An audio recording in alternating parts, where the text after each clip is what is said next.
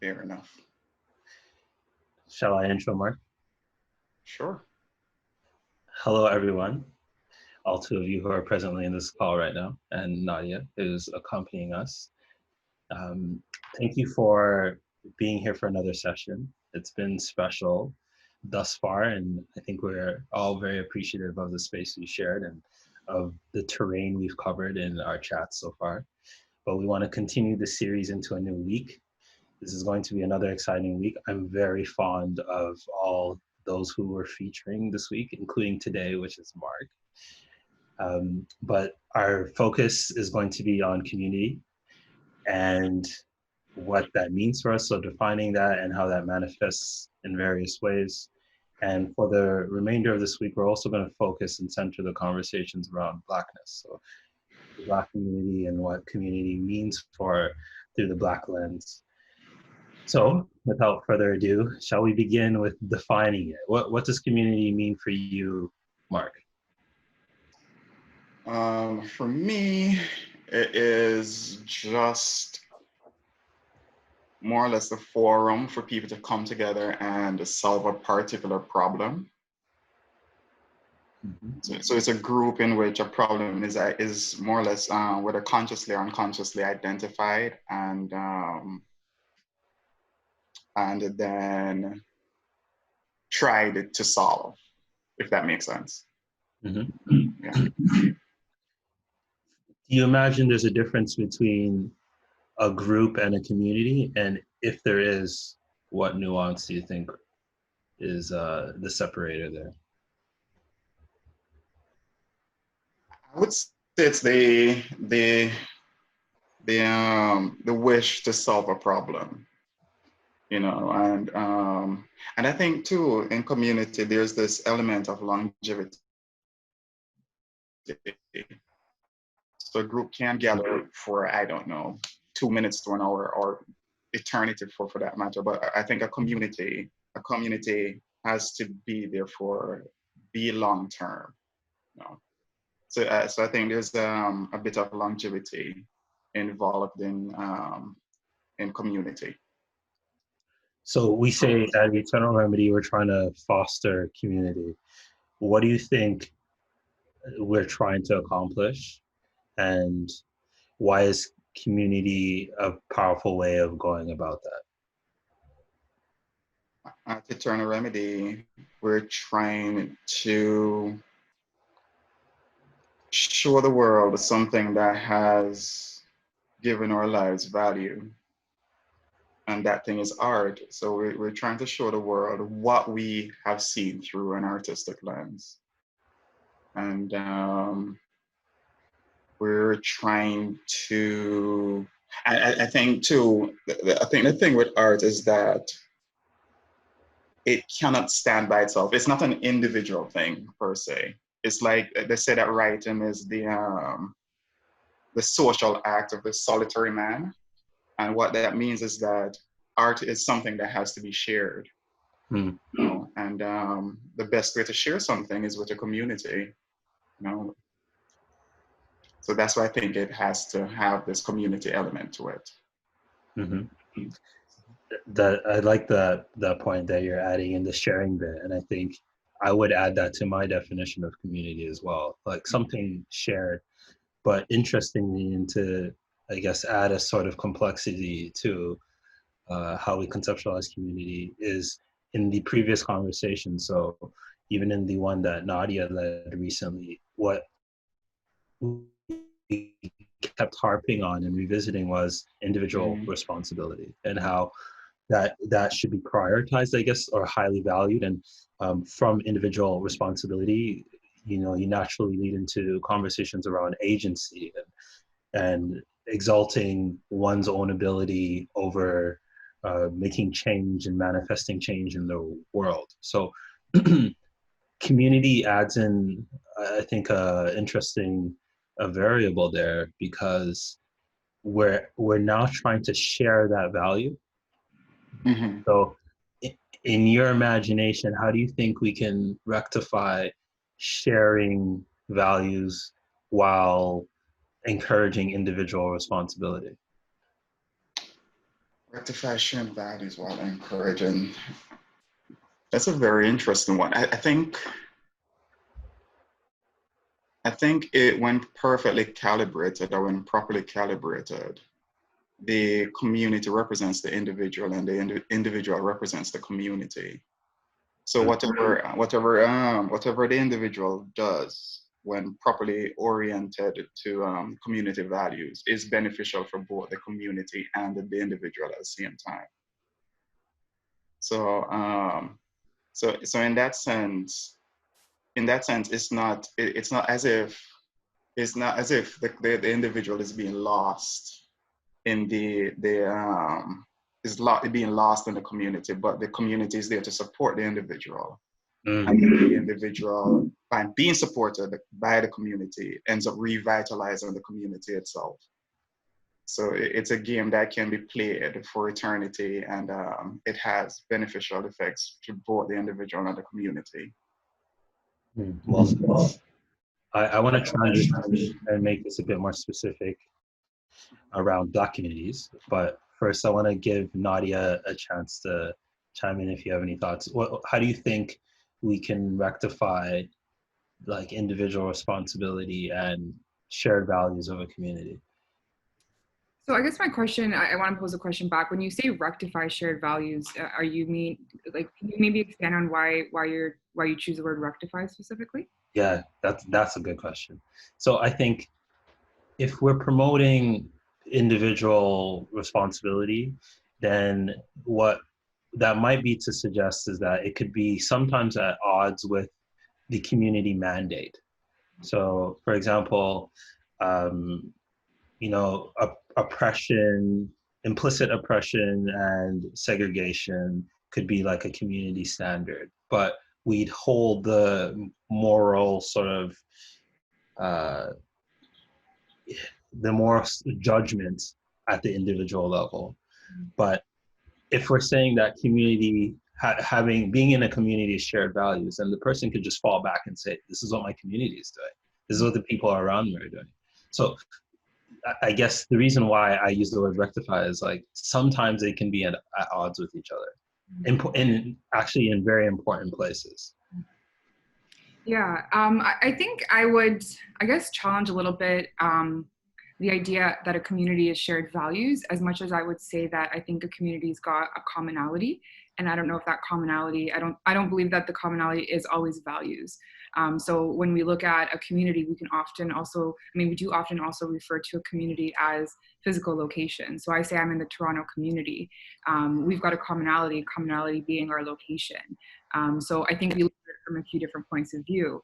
At the same time, if you want to call, you want to go a step further and say, rather than physical community, we'll talk about the Black community, and I think that that's when we can take a deeper understanding of why we may not have shared values, and why we may feel as though the responsibilities that we have individually are varying from person to person. Yeah, it's a very good point. And it's so not, again, quite smoothly segues into what we're trying to get into. Like, what would it mean to exist and to have citizenship in the Black community? What do I need to have shared with you originally? Is there anything? One of the things Mark and I had a quick chat about is what qualifies you to belong to the Black community? Who is the Black community available to? So do we have ideas on that? Mark, do you have thoughts?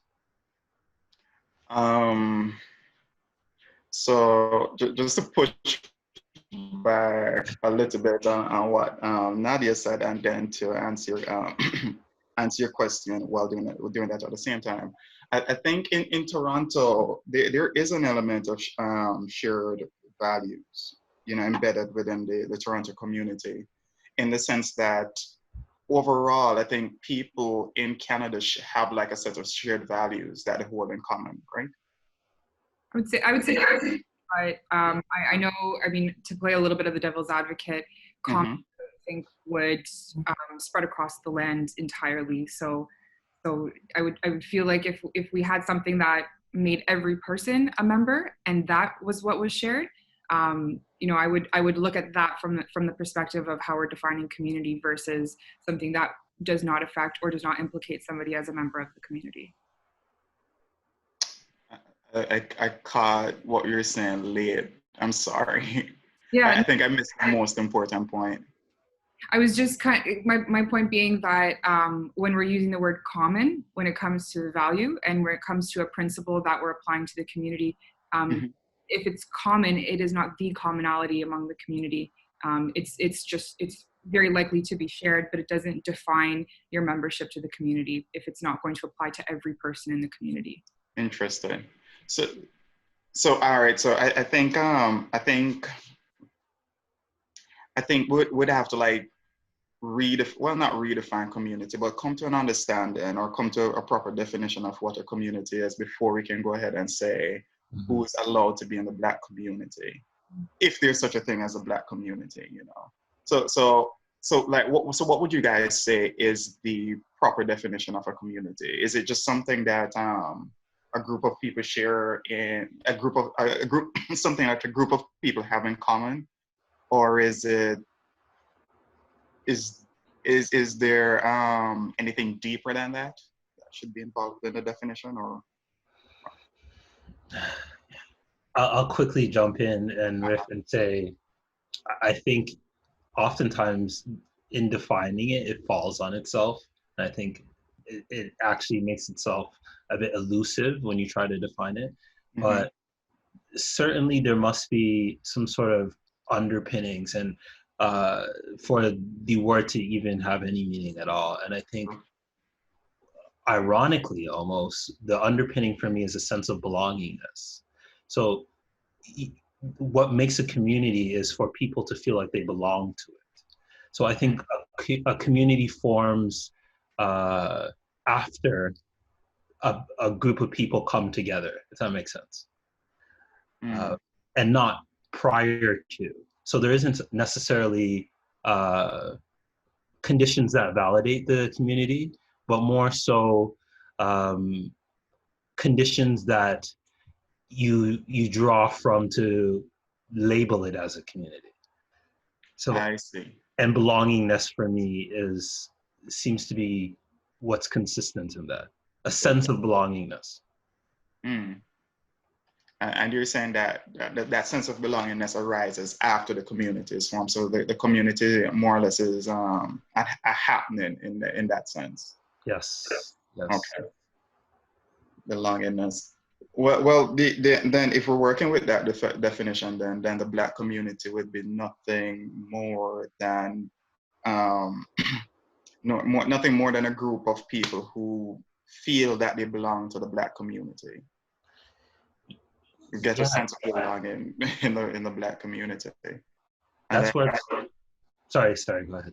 So I imagine one of the conditions for feeling like you belong to the Black community is being Black, you know. Is that always the case? That's what I'm saying. I don't think it is, because like the way we're defining it is just that a group of people who feel more or less identified with something or feel like they belong, you know, as a part of a group. So that could really and truly be anybody, as long as you get a sense of belonging by being associated with the group. Yeah, it's funny how we've somehow kept a consistent thread throughout these conversations, and like, who owns Black pain? Like, that is also to say who is close enough to the Black community to have a stake in Black pain. And that, I think we're nicely bringing that forth because it convolutes the conversation. It's like, okay, who's responsible for helping Black people move forward in the world or have a more equitable place in society? It's like, is it the Black community? Okay, we don't really know what that means because we haven't really defined it yet. Is it people who aren't in the Black community? Because are Black people not in the Black community? Like, what does it mean to not be in the Black community? And I think these sort of musings, although they can feel trite, are quite important, because when we're using these nouns and pronouns to refer to people and throw responsibility that way, we need to have someone in mind. We need to be specific, because no one's going to take on the responsibility if we don't know who we're speaking to. Well, I think I want to be a part of engaging in the work of like actually getting to what underpins what a Black community is, like defining that so that it becomes a bit more specific. Well, so this might help us because we're talking about it in the context of pain and suffering and pressure. So it might be the case that the Black community in America, more than anywhere else, can be defined as those who are oppressed by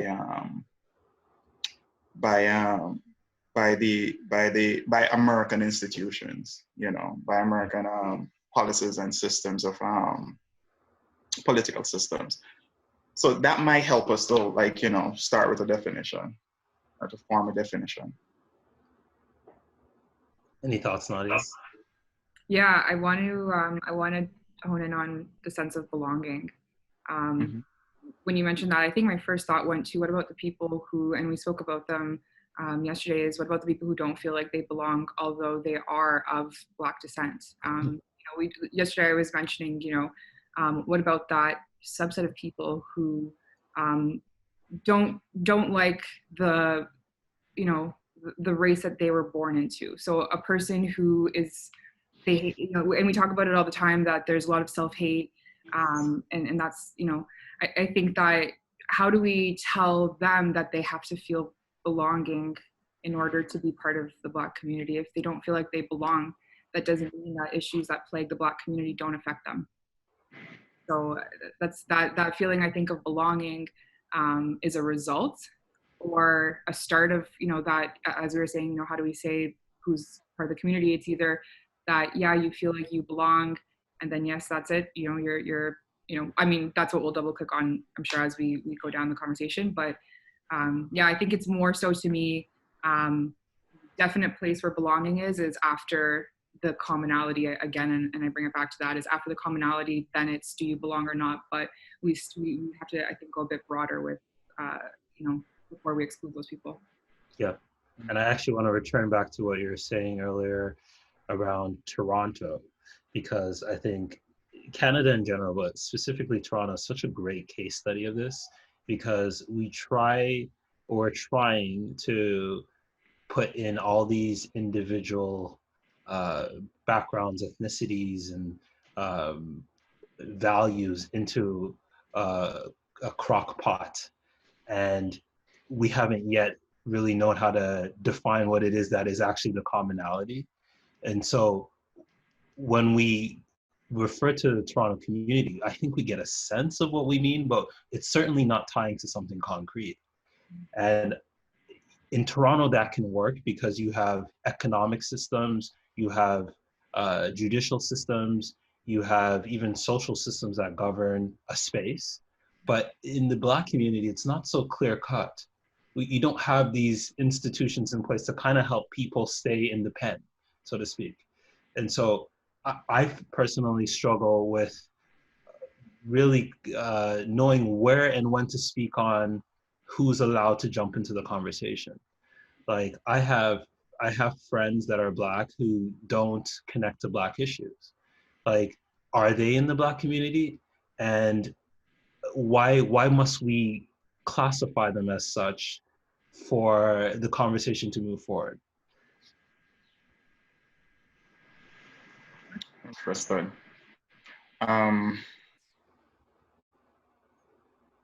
So let me see.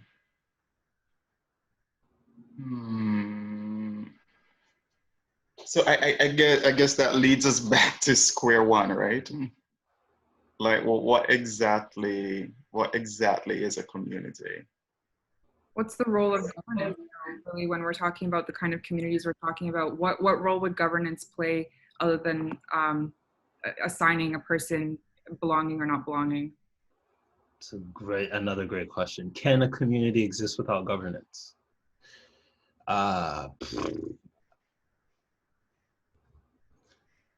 I want to say yes, and it does build on your point, Nadia, around commonality, but that's still too loosely defined and too abstract for me to like rest on it, because like commonality could be so vast. It could be male. Like, is there a male community? You know what I mean? I mean, I guess we have the same sort of uh, uh, assigned sex. That's like a commonality. Like, how salient does this commonality need to be? How much does it need to tie into the person's lived experience? How real does it need to be before it's that can weave together a community? I think one element that we can introduce here is culture. I think that might be the common thing, the common thread between everybody in a community. So when somebody else in the community says, "Hey, I'm going to the mall today," to buy Reeboks or something like that, you know exactly what they mean, and you know what function Reebok has within the community. Whereas, like, if you were to say it to somebody who is like halfway across the world, who grew up in a different tribe or grew up in under different customs than you did, they might not know exactly what you mean by, "Hey, I'm going to buy Reeboks," or why it would be important. So maybe there's an aspect of culture there that's shared within communities. Yeah. Nadia, thoughts? I have thoughts on this, but before I go in, Nadia, do you have anything to say? Yeah, I think I agree with culture being something that would hone in on a more solid definition. If we're going to start at a place of commonality, then we're going to hone in on culture being something that would, I think, allow us to define which commonalities create a community. That's I think one way of looking at it, because I mean, we can say culture, and culture means so many things. Culture is race, ethnicity, place of origin. Culture is also people who believe X, Y, and Z. It's also people who feel X, Y, and Z. That all comes from culture. So I think that culture is a really, I think, accurate way of narrowing in on that. So I like that, because it feels like it roots us and puts an anchor in this conversation that's very high level. But I have some sort of hesitancy to lean fully into culture, and that's because where exactly does culture end and community begin? Like, how would we draw a line between the two? If that's the case, then all community is culture. Could we say that within a particular culture, there are subsets of cultures or cultural subsets? I follow. Can you go one level deeper into that? Yes. So I'll try by giving an example. And I'll try to use Canada. This might be terrible, but I'll try my We'll be very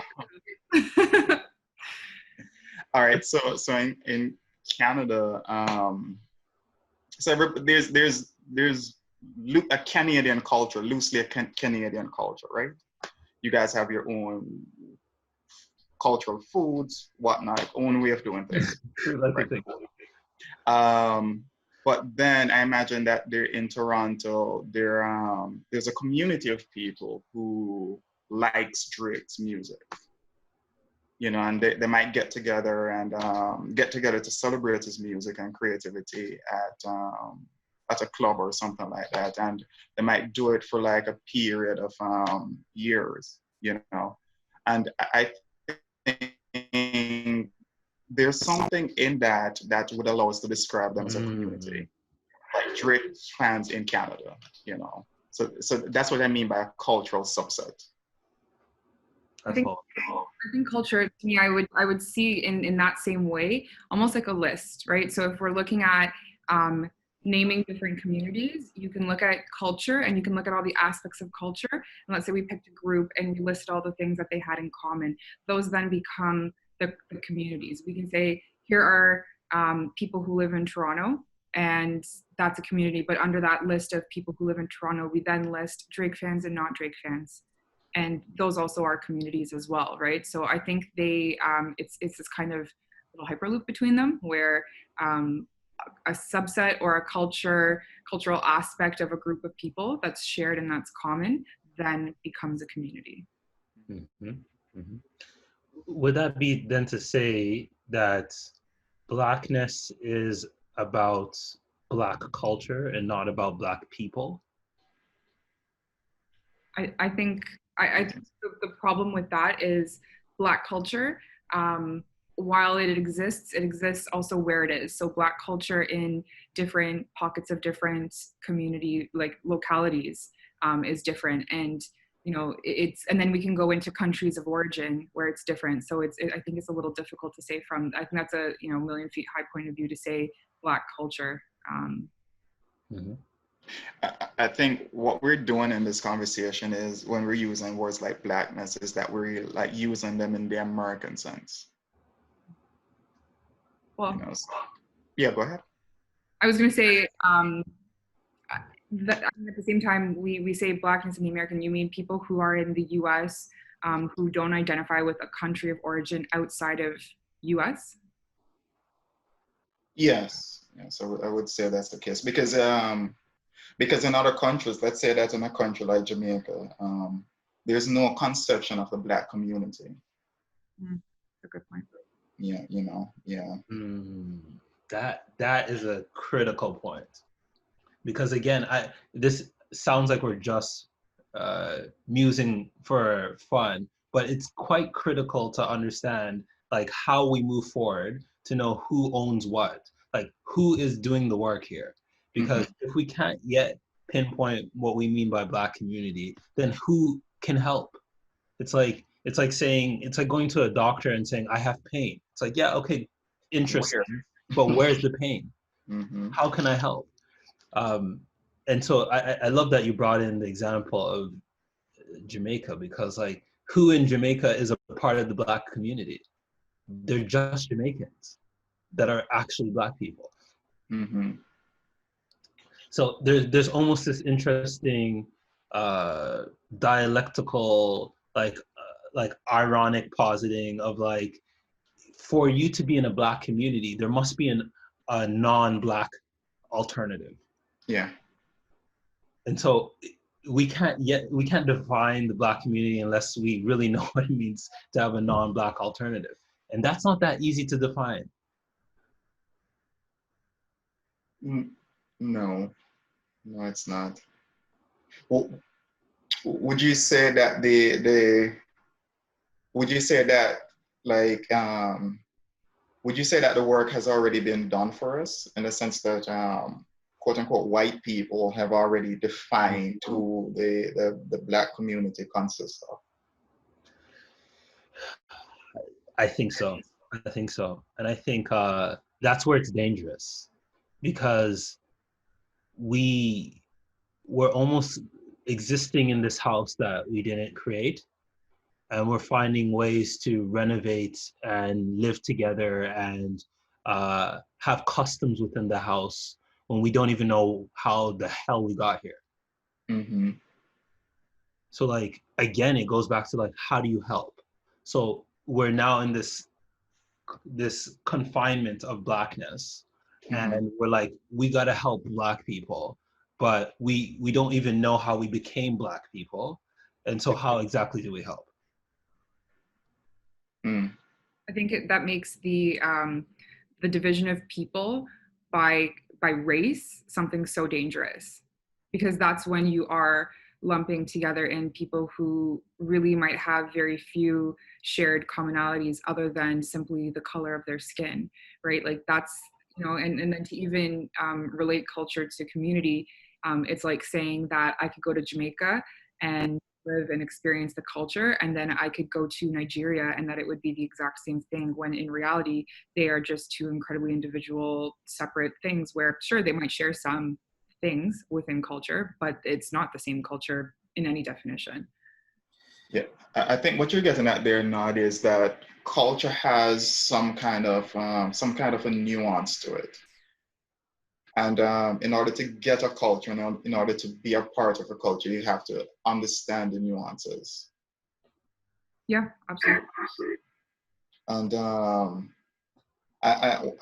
what that means essentially is that you have to have a certain, like, because you understand a culture, you're going to have a certain experience in the world, a certain quality of experience in the world that is culturally informed. So I'm wondering if that is what it means to be a part of a Black community to some degree, is that you have a certain type of experience in the world that is informed by your Blackness. And I wonder if that's what we all have in common as people who are a part of this Black community, so to speak. I like that a lot. I like that a lot.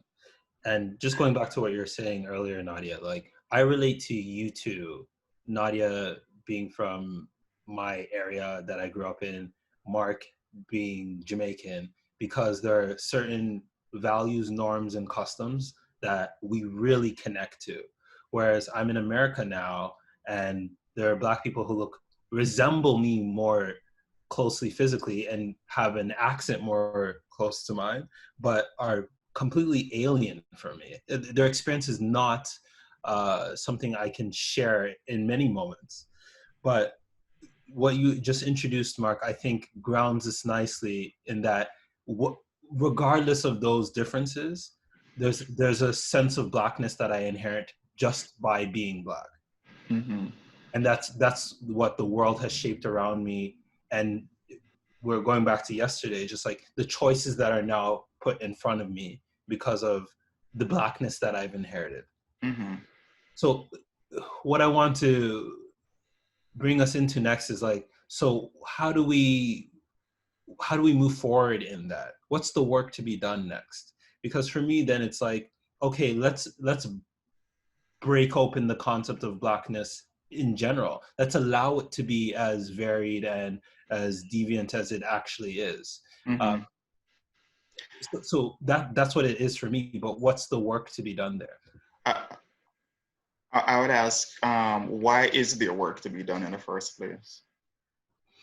Well, I think what was implied in your definition there was that there's a limitation embedded into the world's idea of Blackness. Mm-hmm. It's not completely free in. It's not what's available within those options are not all the options that are available. Mm-hmm. So I think that's I think that informs the work that needs to be done. You know? So I guess the work to be done then is to look at another community, see what freedoms they have, and try and make sure that people with a certain skin color have the same opportunities and freedoms as well. How do we who defines that goal, and where does it, it's shared among the community? Oh, you broke up for me a little bit, Nadia. I'm sorry. I was thinking, how do we land on that being the goal? Who defines the goal, and how do we know that it's shared across the entire community? I would say that you'd have to rely on context clues in these matters. So you realize that you have a certain experience as a Black person, and then you look around, or you put your finger in the air and test where the wind is blowing, so to speak. And what you might find is that other people have the same experience as well. And then since if that's the case, and if it is true that that the community is defined as the way we just defined it, or especially in the case of the Black community, as a group of people who have limited freedoms, then you can go ahead and try and remove those limitations, as Stefan says. If I could build on for that, because I think that's a very that's a great answer. But what I'm wary of is that that answer ultimately revolves around what whiteness is. Whiteness is the ultimate like North Star. It's like where we're going, because that's the community with more freedoms than ours. Mm-hmm. And so if we try to mimic that, then the Black community becomes the white community. Mm-hmm. And that isn't inherently an issue for me. Like that's, one can make an argument that that's good. Mm-hmm. Where it troubles me is that embedded in that story is that there may be freedoms that are actually available to us because of our limitations that we won't appreciate or bring into progress moving forward because we don't see them as freedoms. I'll give you an example. Like, Mm-hmm. I think Black art birthed out of suffering and pain is the highest level of artistic integrity. But now, if Black people remove that level of suffering and oppression, then they won't be, they won't produce that art. Well, if that's the case, then what we should do is just increase the level of suffering and oppression. Make sure. Around right now is that, like, I've definitely read people speaking on how we treat the fact that we have been in pain, and that there are people who, you know, and not just specifically Black pain, but the concept of pain in general. There are people who love pain and who, you know, Yes. masochistically wallow in the pain. So I think that's something to also keep in mind when we say that. But again, like I would ask the same question about the limitations is who's to define the limitation? Because you may say you feel as though, and to apply this to like some of the poor situations that have gone down in the States recently is you say a limitation is you fear as though police may target you for brutality because of your membership in the Black community and because of your race. You may speak to a Black man that doesn't feel that and feels that that's not true whatsoever. There are people having also conversations right now about which issue has really sparked this this movement and this motion that we've been going through over the last couple of weeks. You know, there are people who say there are bigger issues in the Black communities than police brutality. But those people are still members of the Black community.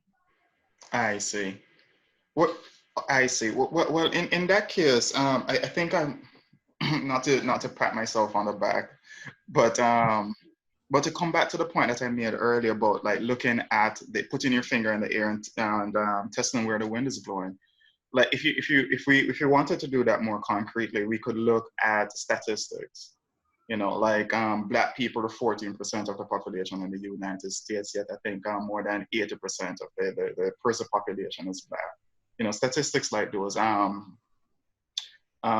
think even if you're even for an educated Black person is still less likely to make as much as an uneducated white person. So things of that nature, like or for example in Chicago too.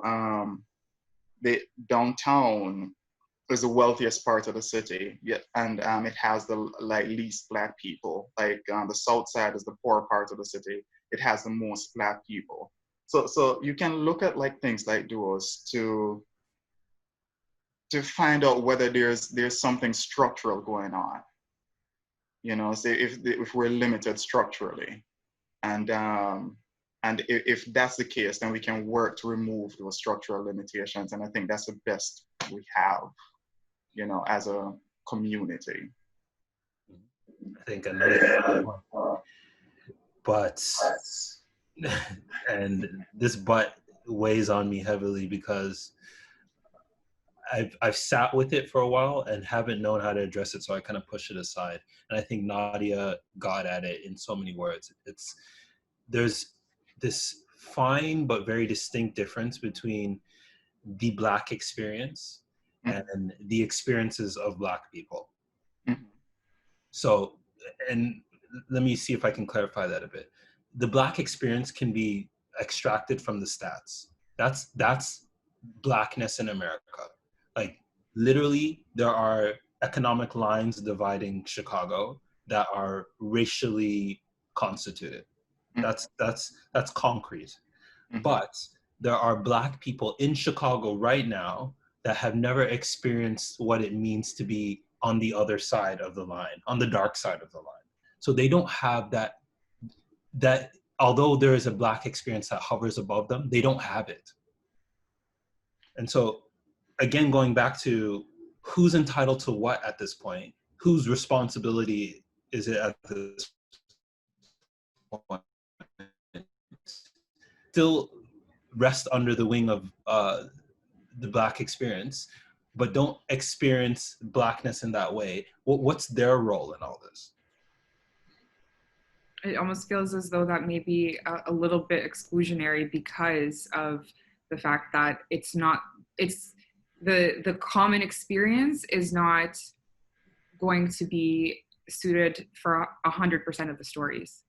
If we talk about police brutality and we say that, let's say we surveyed a large number of people of Black descent and we asked them if they feared police brutality, it may be a large number, but if that group included 15 police officers, they may say that they do not fear it. Are they excluded from this because of their profession?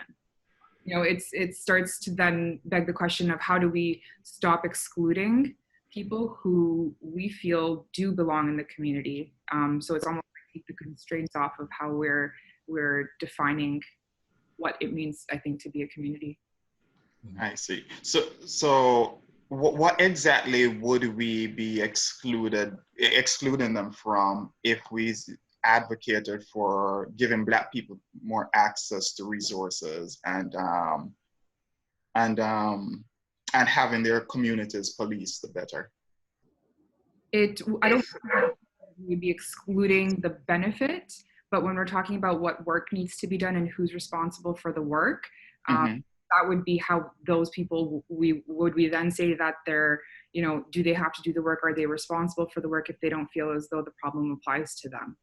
I see. Sorry, go ahead. I'm finished. I'm sorry. I was just going to compare it to different kinds of communities, right? So if I talk about, people who are part of the Toronto art community, there may be a huge limitation in that community. Let's say we're talking about funding, for example, and so many people feel as though funding is an issue. But if we fix the problem, yes, it definitely does impact the people who don't have money as an issue. Does it mean they do the work? They don't do the work? Are they involved in trying to get the funding? They're not responsible. And then how does community tie into the middle of all that? We're actually then not talking about the work the community is doing. We're talking about the work that a group of people with a specific viewpoint on the community are doing or have to do. And then you ask why? Why is that group of people solely responsible for the masses, I see. Can I just add something quickly, Mark? Yeah. It makes it all the more difficult to resolve what Nadia just outlined, is that the narrative within the Black community is to get out of the hood. Like, we need to remove ourselves from this thing. The irony is rich there. Like, we need to better ourselves, we need to remove ourselves from it. So like, you get into this place where you're on the other side of the Chicago line, or you're now in the affluent white neighborhood, and you see that as progress. You see that as you've done something good for yourself. The point is, like, it's this weird process of self-alienation. We're all kind of going through it. Like, it's like Black elevation is Black removal. It's erasure. It's like to be enlightened Black person is to be less Black. Oh, sorry. Go ahead. One small point, sorry. Then it also, on the topic of erasure, if somebody's primary objective in life is not to better themselves financially for whatever reason, let's say they're seeking, their ultimate truth is seeking something different in their life, and financial is not something that they are really tied to, is that erasure of those people as well, because they don't have the common goal of bettering themselves. Maybe they want a better family life and they don't care about the money. It's not a matter of taking myself out of the hood. I don't have a relationship with my parents, let's say, and that's broken my heart and it's ruined my life. and I would give away all my money and I don't care where I'm at because I'm in so much pain because of my parents. You know, it's exclusionary as well. It's, well, all right. So two things there. I don't think, well, at least for me, when I think of like Black elevation, I don't think of like moving out of the hood per se. I think about like bettering your neighborhood. So what I'm saying is that there's structural problems. There's structures in the way of you doing that, you know, and they've been there. They're ingrained into the history of the country. You know, the country was founded on those structures. So in order to have equality and justice, those structures need to be removed. I don't think that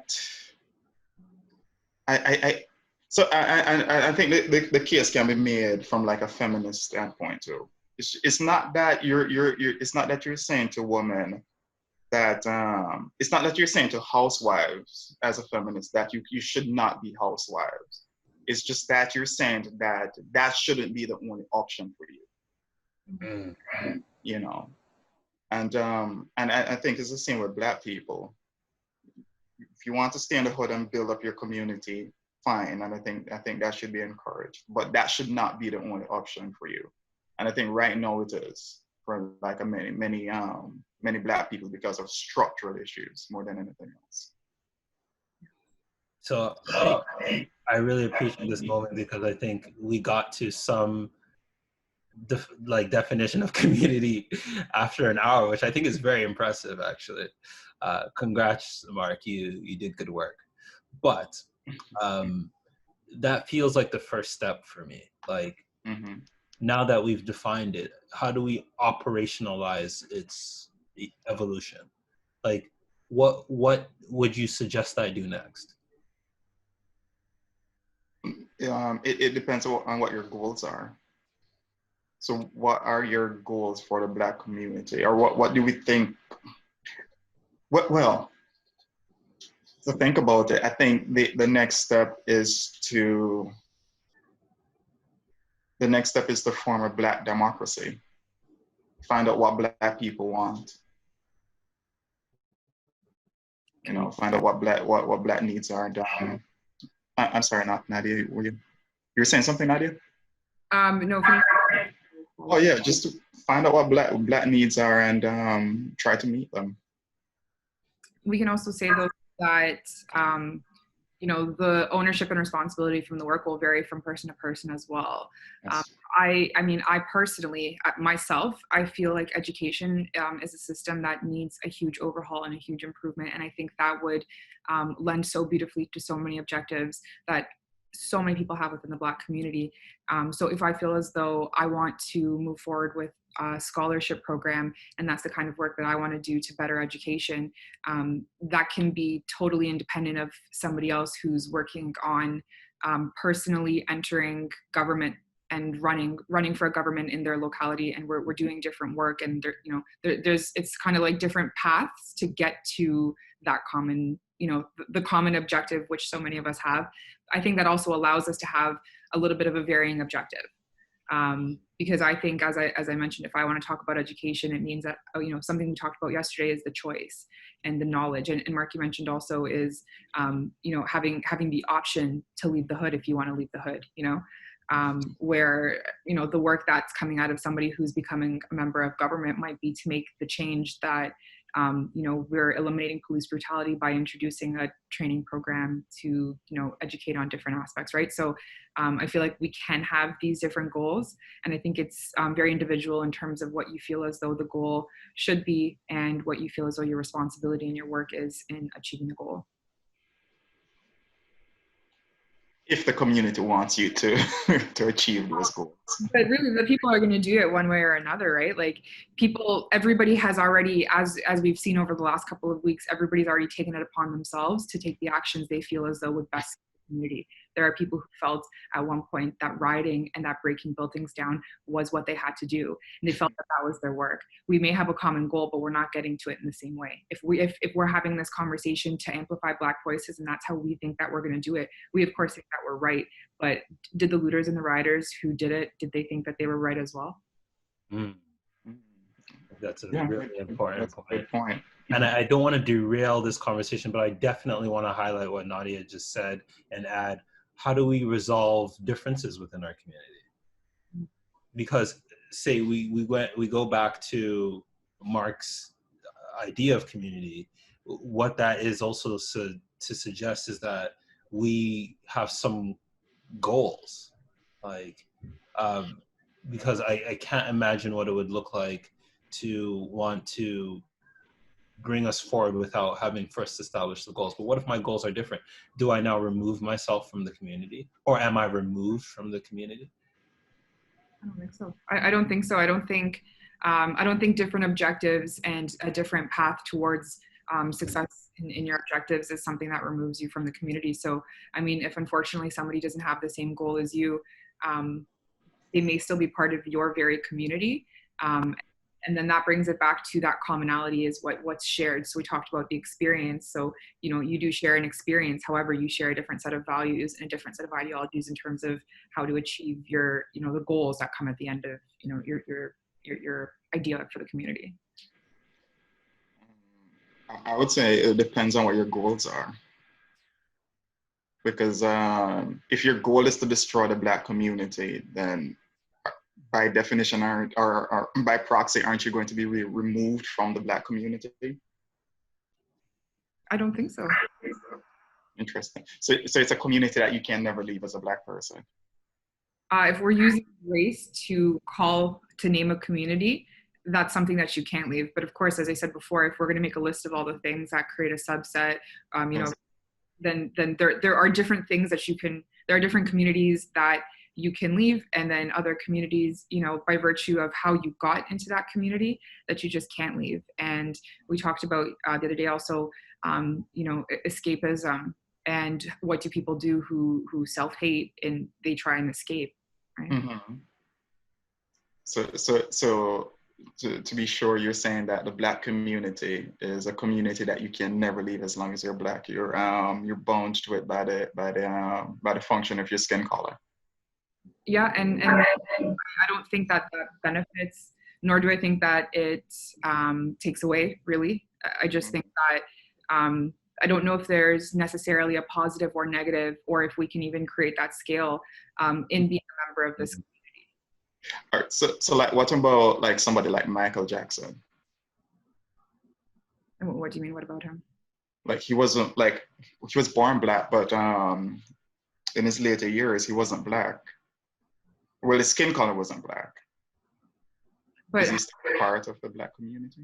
100%. I think because, as I said, if race, I mean, he bleached out his skin. It doesn't mean that he changed his upbringing. You know, it doesn't mean he changed who his parents are and what they taught him and the experiences that they went through as Black people. That will never change for him. So he could bleach out his skin all he wants. You know, you can see escapism all you want. It doesn't mean that you know, when race is the community, if nationality and ethnicity is the kinds of communities we're talking about, then no, there's escapism, but you will never not be a person who was born to a certain race or a certain country, you know, country's descent.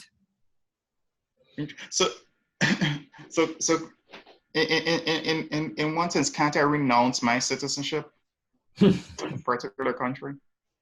You're trying, if you want to try, I mean, country, you're talking about citizenship, and that's a now thing. So it's where I am right now, where I'm a citizen of right now, that's one country. And if I gave up my membership, it's because I'm leaving the country. I'm leaving the experience that the people are having by leaving the country.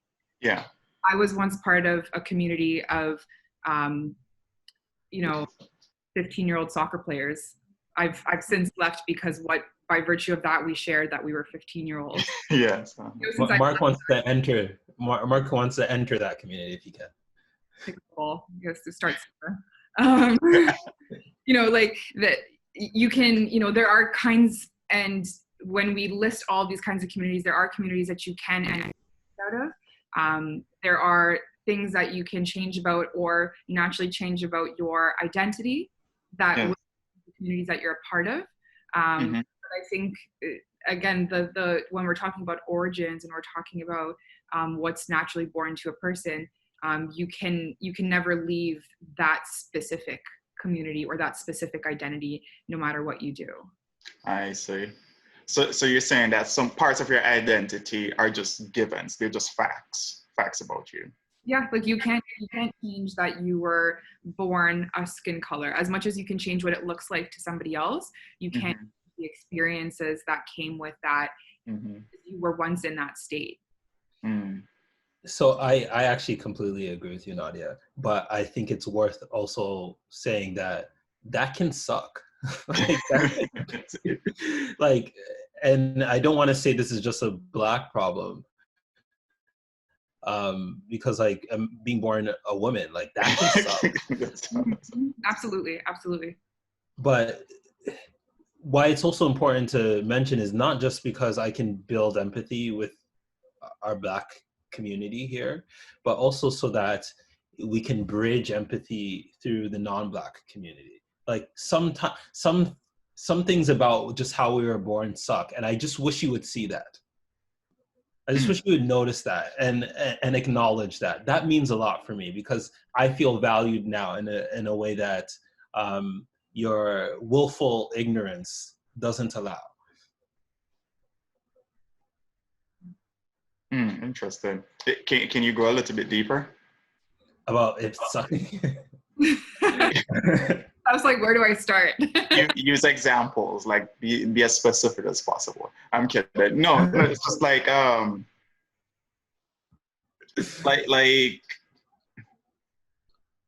guess I would say that like why do we need that as a bridge? What is it a bridge to? Is it a bridge to their struggle as well? Like are there facts about their lives, that suck as well, that we can put in a cauldron and mix with our struggles and have some kind of solidarity being, built out of that. Yeah, it's an appeal to humanity. It's an appeal to your sense of humanity and the meaning and importance that appeal brings. So it's like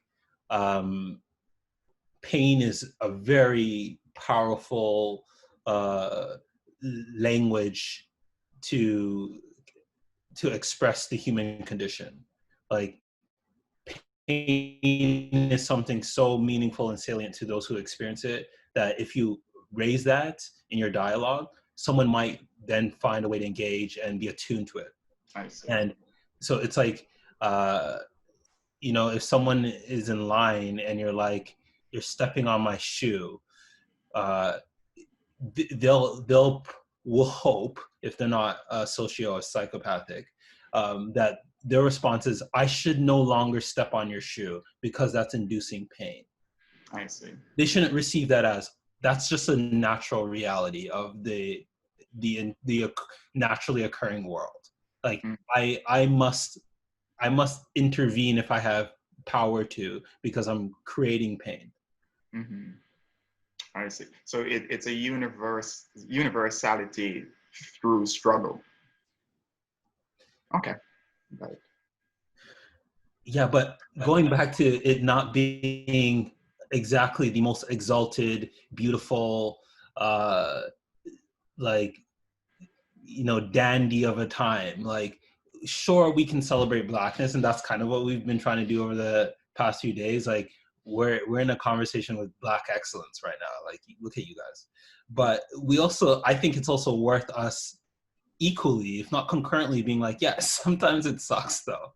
Like sometimes it sucks to be uneasy around police. Sometimes it sucks to know you're gonna have to work super hard in your new job. Sometimes it sucks to know you have to prove yourself more than your neighbor with the same sort of qualifications, and hopefully their pain orientation might alert them to something. I see. Okay. I feel that. Do you think that there's another alternative to pain as a means to build bridges to or build or foster universality? I think that's a great and timely and pertinent question. And I think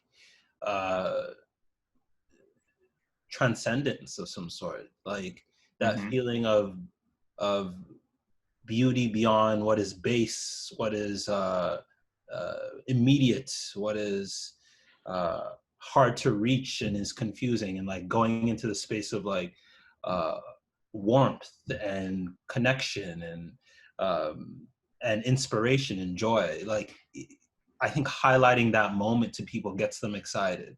Like you see that moment in music. I think that's why music is such a powerful institution. Like people Mm-hmm. feel that sort of transcendence sometimes when they're listening to music Mm-hmm. or art in general, or family. You know, you get that experience of transcendence in family, and I think that's why those institutions are those so long-standing in our world and so meaningful. It's because they bring us out of the muck of ourselves, of the day-to-day of ourselves. Mm-hmm. Yeah, and I would add to that religion too. Religion too. Yeah, definitely. I'm wondering if like a great part of the problem with prejudices and racism being the chief among them in America is the inability of us to see something divine in other people. When you say inability, qualify that for us. Do you mean like people are not yet able or simply unable? Not yet able. Because I imagine, let's say that, all right, so in the United States or in the Western world, our religious assumptions come from Christianity. And so our model of human perfection is probably still based on Jesus Christ, even though that's kind of been being pushed out of the door. So I'm wondering if it's a case that the police would kill George Floyd if he thought that this was actually a child of God, like this was a living embodiment of God before. Like, would he have like knelt on his neck for like 9 minutes? You know? Hmm. Nadia, thoughts?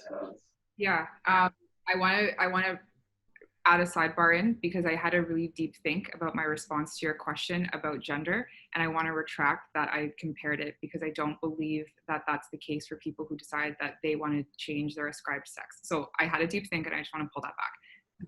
Okay. Okay.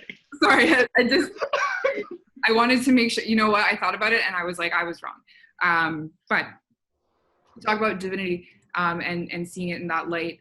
There's also a willingness issue and the issue of defining how we are honoring people, because you know there are people who are not willing to see people as being worthy of honoring in a way that we're calling them divine. You know, there are people who don't see it from our lens, where we feel as though human life is divine and that human life is worthy. There are people who don't believe this, and we see it because murder is real, right? It happens. There are people with no regard for human life, be it theirs, be it that of others, or be it that of a specific group tied together for one reason, right? So and somebody said this to me the other day, trying to change that mentality in people is a slippery slope. Mm. What work has to be done to really globally change the mentality of people who don't have any regard for human life, you know?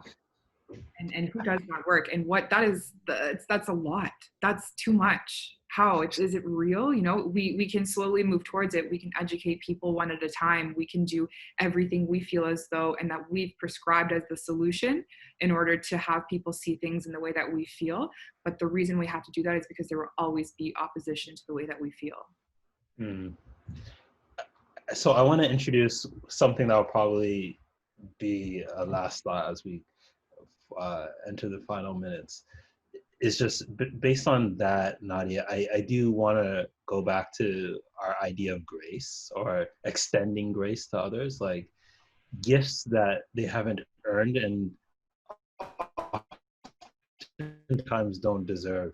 And why I think grace lends itself so well to communities, because imagine feeling like you still have a home, or that you still belong, or that there's still a commonality between you and someone else when you have uh, done something or committed something or hold an idea that inherently alienates you.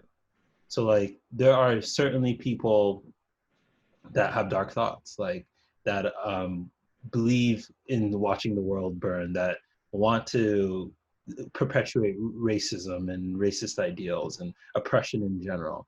But imagine we offered them grace within our community. Imagine that was our response to that. Like, what would that do for the world? And is that the sort of world that we want to bring forward? I think we as individuals, and I mean us specifically, we see grace in a beautiful light. I think we see treating a situation gracefully as such a wonderful thing. But if that impact is not felt by others, that just being graceful is going to make any difference, then that's your roadblock and your barrier. I think us maintaining grace is wonderful to do because it speaks to our personal beliefs. And when I say I think it's wonderful, I just mean my individual perspective. It's wonderful to be a graceful person in situations that are testing and trying and ugly and horrible, dangerous, disgusting, and to still carry yourself in that way. To give somebody grace or even mercy, to give somebody mercy speaks to who you are, but how it's received will change based on the person on the other end. All right. So in response to that, I want to bring up the greatest thing about human beings, and I think I've said this before, and I think that thing is consciousness.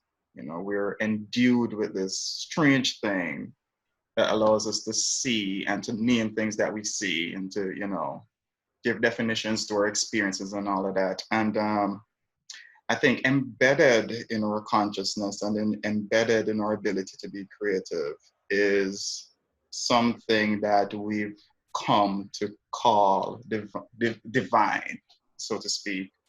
And throughout history, as far as I can tell, that is what most people have celebrated, And I think and I think what it does when you celebrate the quote unquote divine in yourself is that it allows you to see it in other people. So that being said, I think what's needed here more than anything else is the individual work necessary to see the divine in yourself. Because I don't think if you can't see it in yourself, if you can't imagine it being a part of you, you can't imagine it as being a part of somebody else too. And if that's not there, then the other person is just, I don't know, just an object more or less that you can treat any way that you want to treat, because lo and behold, you treat yourself as an object too. So yeah. So how would you turn that idea into community, Mark? What is the community's role in that work? Well, I think communities are like, if you take a community to be something that is geared or there to solve a common problem that people have, then what might happen is that if the problem gets solved by one person or a multitude of people, what you might be able to do is extract a bunch of qualities that get the problem solved, and out of that you might start building up a picture of the divine, or a model of human perfection or something like that, and then you can go ahead and tell each member of the community that, hey, this is what you should aim towards, or something like that. This is what the divine looks like. This is what gets a problem solved for us. And and in so doing, you're like allowing each member of the community to see that aspect within themselves. Mm-hmm. So we need the answer, the solution that we've come to is that we need more communities that allow you to foster your own divinity and allow you to see the divinity in others. Is that a fair thing to conclude on? What do you say, Nadia? I think that, and I mean, I'm going to pull from a similar point that I mentioned earlier, is that feeling and that exchange and that whole concept becomes a subset of a community who has this common goal, and that being the goal. Because again, it's you know, we can't ascribe to commonalities to a group when only one truly exists. And that ultimate goal, if it's not the commonality, then that's a subset within the community. So the Black community as a whole, there is a massive amount of people who would love for, you know, systemic changes that are going to help us, and seeking divinity and everything we're talking about. And it's beautiful to see in the last couple of weeks how many people truly feel this together. But I've seen people, and I've had conversations with people in the Black community who still are like, well, I mean, I get it. Yeah, this all really sucks. This is horrible, but we've got other problems and bigger problems, you know? So that, you know, that as an example, and how people feel, what we have to do to make our current situation better, can still be divided between people who have different viewpoints. Love it. Love it. I've never heard such a nuanced solution accomplished in such a short period of time. Like we should run all my corporate meetings like this. I feel like that's as good a place as any to end. How do you guys feel? Does anybody else in the chat have any more questions? Yeah, thoughts. Throw thoughts. Questions. Mr. James, did you have any input for us at this point either?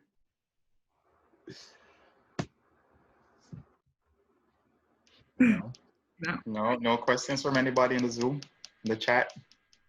Ali, Cassandra, Francis, Evan. Franny wants you to know that you agree with her. Go ahead, Franny, unmute. Oh. No one's actually around their computers right now. Okay. Yeah. Hey. Hey. Hey. Oh, she's gone again? Okay.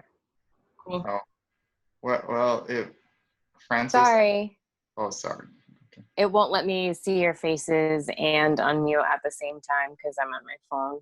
I started it driving, so I have to be safer than sorry. But I like where we're heading in regard to, I love seeing your beautiful faces. And again, in the least, I'm like so happy that we can have conversations about human solidarity, specifically regarding Blackness.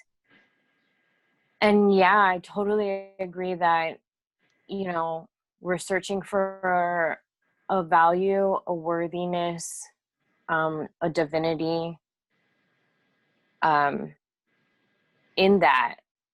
And through that, you know, transcending what is normative. And that's awesome. It's ugly and circumstantial, obviously, in the beginning, but it feels so much better every time I feel like we gather.